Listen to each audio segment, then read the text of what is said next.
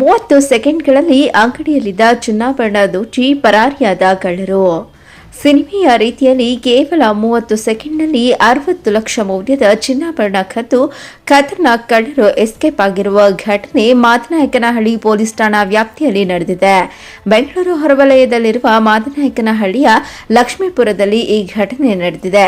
Cinema ಸ್ಟೈಲ್ನಲ್ಲಿ ಚಿನ್ನಾಭರಣ ಅಂಗಡಿ ಒಳಗೆ ಪ್ರವೇಶಿಸಿದ ಖತರ್ನಾಕ್ ದರೋಡೆಕೋರರು ಗನ್ ತೋರಿಸಿ ಕಳ್ಳತನ ಮಾಡಿದ್ದಾರೆ. ಲಕ್ಷ್ಮೀಪುರದಲ್ಲಿರುವ ಪದಂ ಜ್ಯುವೆಲ್ಲರಿ ಶಾಪ್ನಲ್ಲಿ ಕಳೆದ ರಾತ್ರಿ 9:15ರ ಸುಮಾರಿನಲ್ಲಿ ಸಿನಿಮೆಯ ರೀತಿಯಲ್ಲಿ ಪ್ರವೇಶ ಮಾಡಿದ ಕಳ್ಳರು ಗನ್ ತೋರಿಸಿ ಬೆದರಿಸಿದ್ದಾರೆ.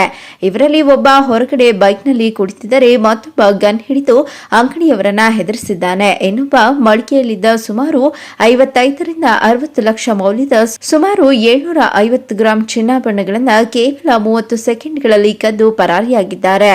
ಕಳ್ಳತನದ ಸಂಪೂರ್ಣ ಕೃತ್ಯಗಳು ಸಿಸಿಟಿವಿಯಲ್ಲಿ ಸೆರೆಯಾಗಿವೆ.